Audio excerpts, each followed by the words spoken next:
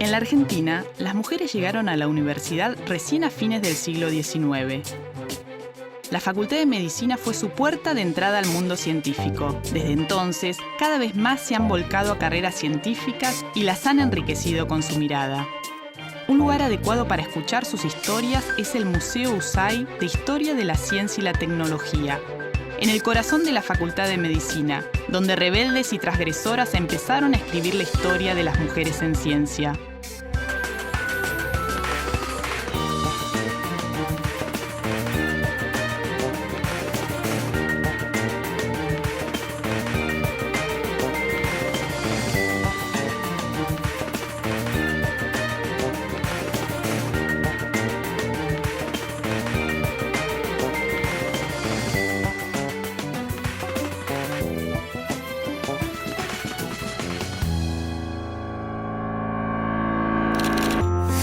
Sara Rieti fue la primera química nuclear de la Argentina. Formó parte del grupo de científicos más destacados del siglo XX. Fue jefa de gabinete de la Secretaría de Ciencia y Técnica de la Nación a cargo de Manuel Sadowski durante la presidencia de Alfonsín.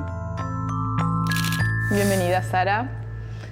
Me siento bienvenida, a pesar de que no tengo mucha vocación así de artista, pero bueno, me siento cómoda. Pero hizo un dibujo y eligió el color verde. ¿Por qué eligió el color verde? Bueno, el verde para mí, un poco, no sé cómo históricamente sucedió, pero bueno, me gusta mucho lo verde, las plantas, y para mí representa un poco la esperanza. Y para mí, bueno, quizá, digamos, es un poco inoportuno plantearlo, pero yo pienso que la esperanza es revolucionaria, que la esperanza te permite seguir luchando para el cambio.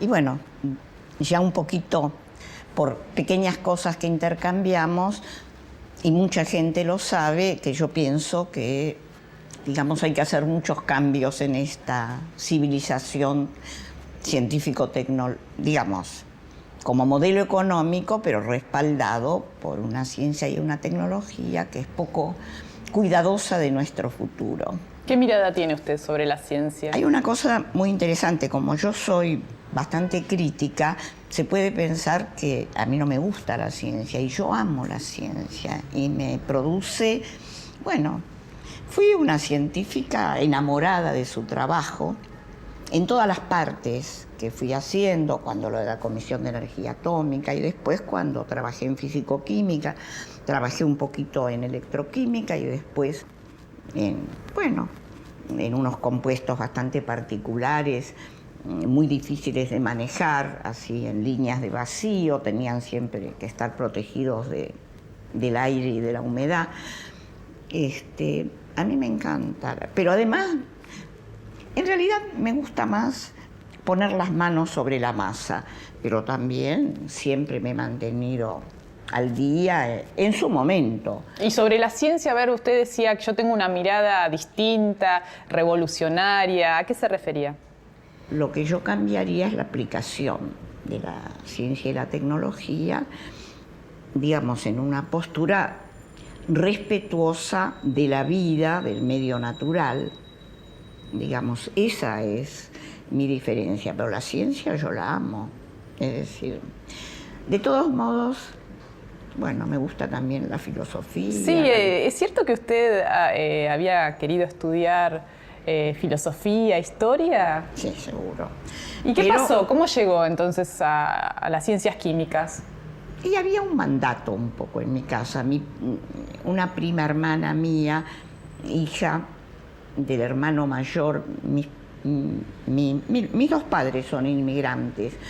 Mi madre era de una familia de 7 hermanos, vinieron con su mamá, el papá de todos ellos murió muy joven, y el hermano mayor era como un maestro en el pueblo. Y fue para nosotros siempre, digamos, una figura muy importante. La hija mayor de él, mucho mayor que yo, y que fue bastante conocida, estudió química. Entonces, cuando yo dije que me iba a filosofía, todos decían, pero ¿por qué no seguís como la prima Dora? Y bueno, entonces seguí. Y en realidad la verdad que me fue bastante bien. Fue la primera química nuclear en la Argentina. Claro, pero eso ya lo expliqué varias veces. Fui la primera química nuclear porque en realidad yo quería terminar mi carrera como en la especialidad físico-química, que era lo que me gustaba dentro de la carrera. Yo ya tenía bastante tendencia a, digamos, a los aspectos más teóricos de la física, de la química. Y había habido una renuncia masiva de profesores en la Facultad de Ciencias, también en Filosofía. Vas a ver que muchas veces te nombro Filosofía junto con Ciencias, porque vivíamos a 7 cuadras de distancia, íbamos de Exactas, Perú 222, a Filosofía, Florida y Viamonte, caminando. Había como, digamos, una corriente de comunicación en muchas cosas, ¿no? Entonces yo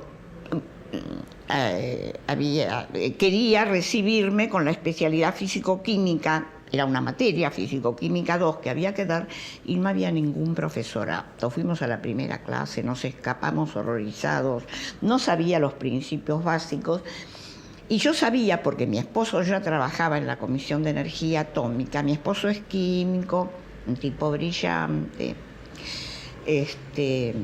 digamos, que tiene ahora algunos problemas de salud, pero entonces había ahí un físico químico brillante que era titular de la materia química nuclear para nuestra facultad. Entonces yo fui a la Comisión de Energía Atómica, hice con Selman Egbert, una personalidad impresionante en físico-química, aprendí toda la físico-química que me hacía falta, pero también química nuclear. Y me recibí en, no me acuerdo cómo se llamaba, tendré el diploma por ahí, Ciencias Químicas, especialidad química nuclear. Entonces, qué desgracia. Le quedó el sello. Me quedó el sello, pero yo empecé la tesis con Selman Egbert. No me acuerdo justo el nombre, pero tengo el cuaderno, digamos así, sobre algunos de los temas de la química nuclear, pero ahí quedé embarazada de mi primer hija. Bueno, quedé embarazada. Cuando ya había terminado de dar, estaba ya haciendo la tesis, y la verdad que la Comisión de Energía Atómica en ese momento no era muy segura desde el punto de vista radioactivo. Yo era una alumna, pero todavía digamos así, las normas de seguridad no eran muy estrictas. Y yo soy hipersensible y fui cuidadosa, con mucho dolor, pero me fui de la comisión porque no quería estar en ese ambiente embarazada. Y usted hizo su doctorado criando 3 hijos pequeños. ¿Cómo fue? ¿Cómo pudo hacerlo? Bueno. ¿Fue difícil? ¿Cómo? ¿Fue difícil? Sí, pero bien. Mi esposo me ayudó muchísimo. Digamos, yo a la mañana incluso iba a la plaza con los chicos. Yo salía de casa creo que a la 1 de la tarde y volvía a cualquier hora, porque siempre tenía incluso cursos nocturnos, porque al mismo tiempo que hacía investigación había responsabilidades docentes. Pero lo hicimos bien, lo pasamos requete bien. Los domingos siempre nos íbamos con los chicos a remar al Tigre. ¿Pudo compatibilizar el trabajo, la investigación y la crianza de sus hijos? Sí. Y la verdad que salieron bastante bien. Son muy buena gente. Pero no me hagas llorar, ¿eh? No. Todos están bien. Tengo además 5 nietos. Así que... Una linda familia. Sí. Le tocó trabajar con César Milstein y con Manuel Sadowski. ¿Cómo fue esa experiencia? Claro, no, con César, cuando yo llegué a la facultad, él estaba en 5º año. En general, el presidente del centro siempre un alumno de 5º año. Y entonces, muy activo, ¿cómo le decían? Pulpito. ¿Pulpito? Claro, porque compartíamos con ingeniería. Ingeniería tenía un local en donde vendía digamos, cosas que se necesitaban para los laboratorios, para el trabajo, y lo manejaba un señor, no sé, sería empleado, no me acuerdo bien la historia, que se llamaba El Pulpo. Y al nuestro, que era un centro chiquitito y que lo manejaba así, artesanalmente, el presidente del centro en general, César era el Pulpito. Y ya le quedó Pulpito. Y fue premonitorio. No sé, nos conocimos, que en el patio de la facultad, en Perú 222, todos nos conocíamos. Además, bueno, yo a veces lo cuento, la facultad tenía pocas chicas, así que las chicas teníamos mucho... ¿Mucho candidato? Candidato, más que en química un poquito había, pero convivíamos con ingeniería, en ingeniería no había ninguna, así que vos pasabas por el patio, tenías un éxito arrasador, aunque fuera, no había que ser una modelo para eso. Bueno, entonces con César, que yo entré enseguida al centro de estudiantes, yo siempre fui bastante, así... Activa, me la imagino. Sí. Yo era recién llegada, miraba todo fascinada, y bueno, se ve que me habrá visto cara inquieta, qué sé yo, no sé. Y me dijo, vos podrías ocuparte de las relaciones internacionales. Necesitamos intercambio de nuestra revista. El Centro de Química tenía una revista muy interesante e intercambiarla con las revistas de otros centros de estudiantes, de otras universidades, siempre de química, ¿no? De otros países. Entonces, ese es mi antecedente más importante en mi currículum sobre relaciones internacionales. Cuando yo en la gestión de Manuel Sadowski, en realidad mi punto fuerte fue ocuparme de las relaciones internacionales. Era un momento muy difícil, salíamos del proceso, estábamos aislados en el mundo, había hipótesis de conflicto, especialmente con Brasil. Entonces hicimos un esfuerzo enorme. Por otra parte, teníamos bastante ayuda de Europa. En Francia había un gobierno socialista que nos ayudó muchísimo a retomar, no sé si esto interesa. Por supuesto. A retomar la conducción de nuestra ciencia. Había habido una migración muy fuerte de científicos y teníamos, digamos, realmente una situación muy, muy precaria en cuanto a ciencia y tecnología. Y usted ahí se vincula con Milstein nuevamente para que él pudiera colaborar. Claro. Apenas entramos, nosotros éramos bastante amigos después, porque en realidad César fue presidente de centro después de mi esposo. El anterior había sido mi esposo, presidente de centro. Además estaba el campamento químico. Éramos pocos, interactuábamos mucho. Después nosotros habíamos hecho un viaje a Inglaterra, habíamos estado con César y Celia, su mujer, también una química, con quien nos seguimos viendo cuando llega a Buenos Aires. Y entonces yo le dije a Manuel, llamo a lo de César a Cambridge, ¿no? Y entonces me dice, bueno, sí, llámalo. Lo llamé, le dije, venís para acá. Habíamos asumido el 10 de diciembre. No te quiero contar lo que era asumir eso. Después te cuento otra cosa. Y entonces me dice, voy para Semana Santa con Celia. Y desde entonces vino toda la Semana Santa, después con el premio Nobel y todo. Y daba cursos, llevaba gente, qué sé yo. Usted estuvo en la noche de los bastones largos, estuvo en ese trágico hecho de represión feroz en las universidades, ¿no? ¿Qué nos puede contar de aquel momento? Todas las semanas, era como una rutina, nosotros íbamos a la biblioteca de la facultad y hacíamos así la puesta al día de la bibliografía. Era una rutina. Yo estaba en la biblioteca cuando el director de la biblioteca viene y me dice, Sara, hay un golpe de Estado. Nuestra facultad era como muy... estaba muy en la mira de la gente así más reaccionaria, ¿no? Entonces, bueno, yo fui a mi laboratorio, me junté con toda la gente del piso, que éramos del departamento de físico-química, y empezamos así a hilar qué es lo que iba a pasar. Desde ese momento, el decano era Rolando García, el vicedecano Manuel Sadowski. Digamos, empezó a haber una acción preventiva en el decanato. De las cosas divertidas que me acuerdo era que los estudiantes empezaron a acumular limones por el escorbuto, por si éramos bloqueados por mucho tiempo en el decanato. ¿Más qué bloqueados? Esa noche entró la policía, así, en forma un poco... Bueno, entonces, no me acuerdo. No el día del golpe, 2 o 3 días después. Estamos hablando del gobierno de Onganía, el gobierno militar de Onganía. Claro.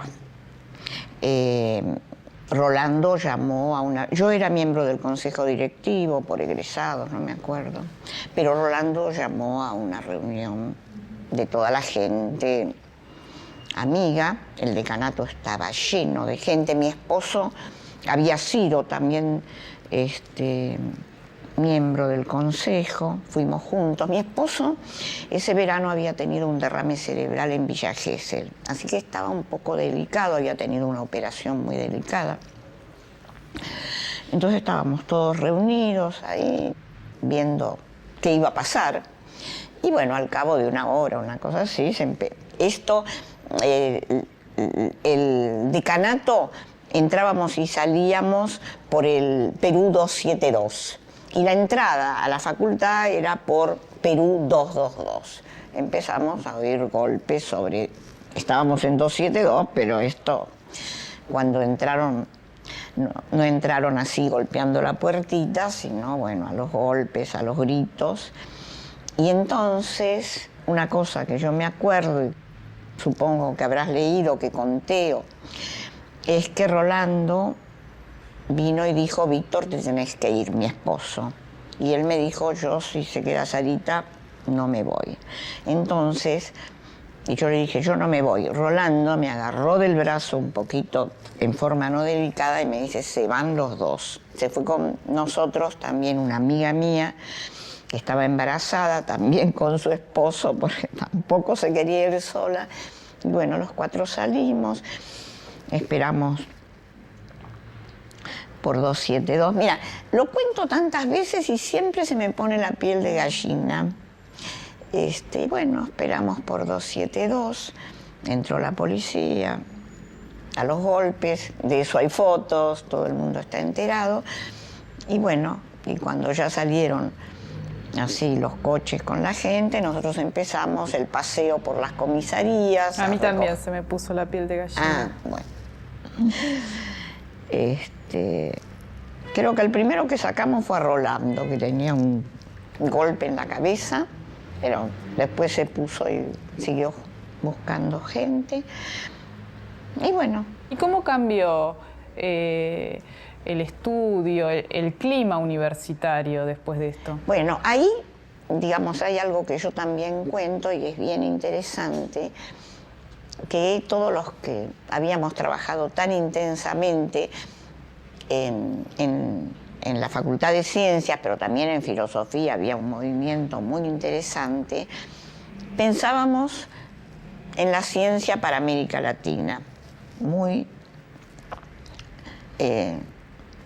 bueno, es un pensamiento, qué sé yo, bolivariano, sanmartiniano,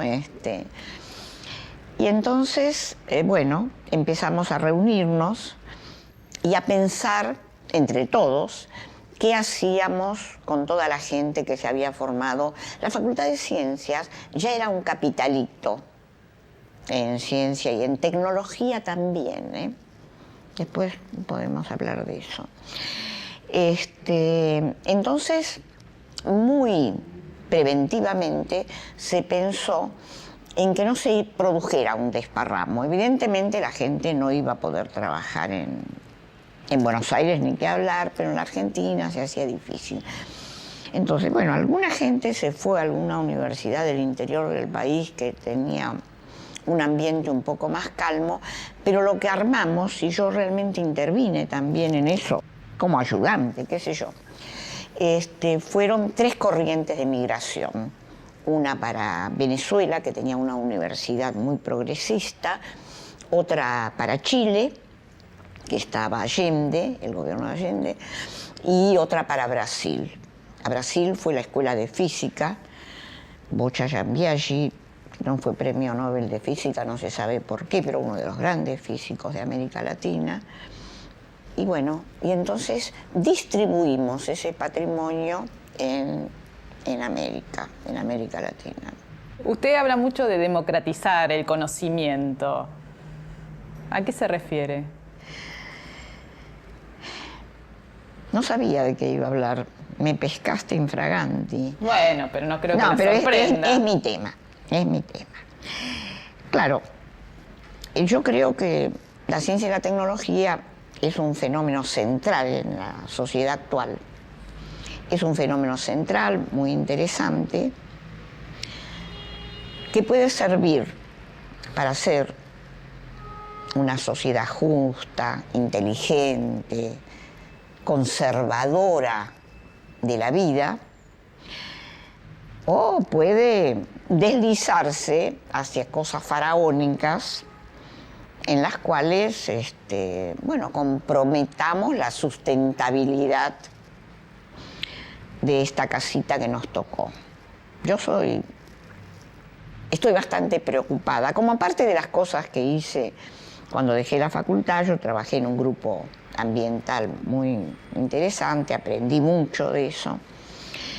Y bueno, realmente creo que habría que hacer un esfuerzo grande para trabajar con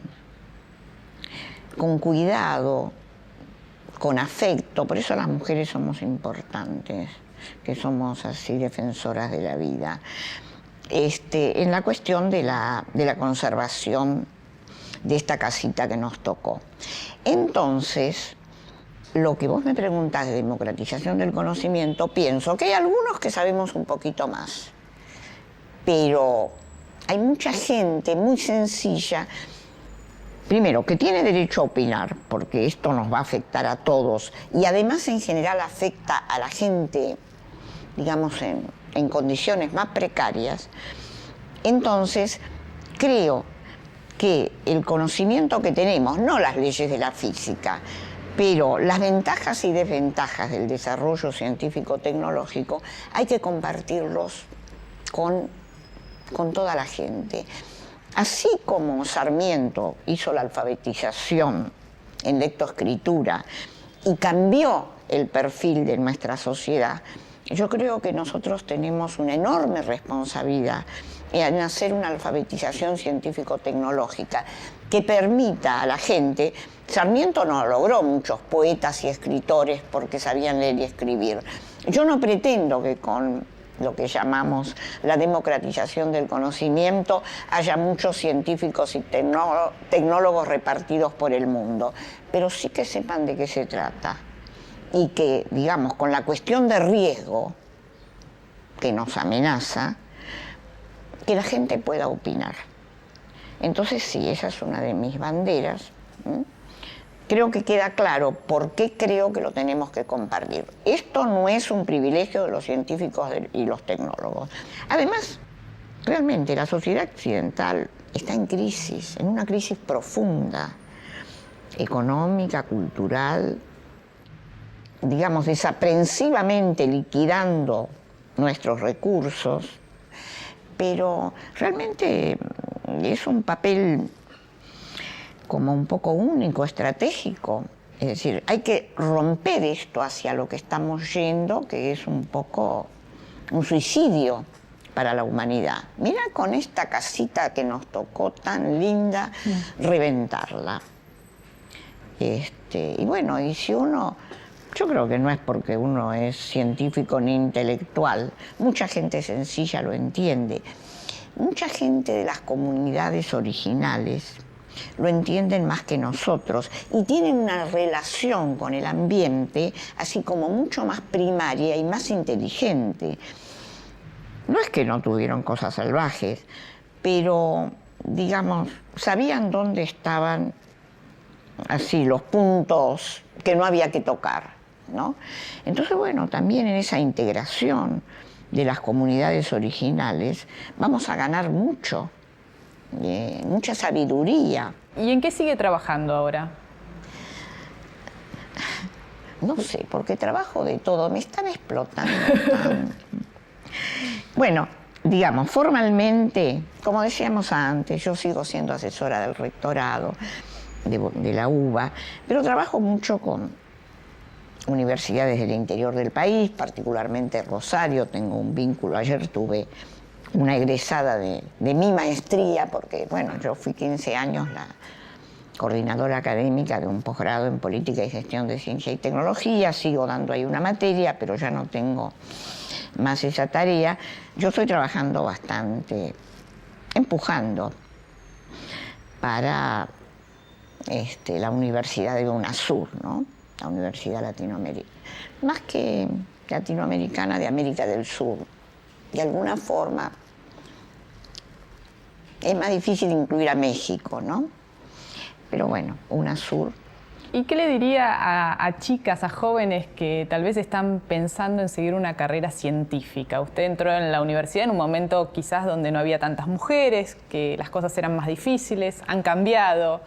¿Qué les diría? ¿Cómo las entusiasmaría? Bueno, primero, qué sé yo, si uno le dice a alguien de letras, ¿cómo entusiasmarías a la gente? Y bueno, porque leer es lindísimo, suponete, novelas, ensayo, qué sé yo. Y yo le diría, hacer ciencia es muy, muy satisfactorio, es como muy divertido. No divertido, pero sí, es así, muy estimulante. Yo lo pasé bomba. Es una aventura. Eso no lo había pensado nunca, pero es una aventura. Muchas gracias, Sara.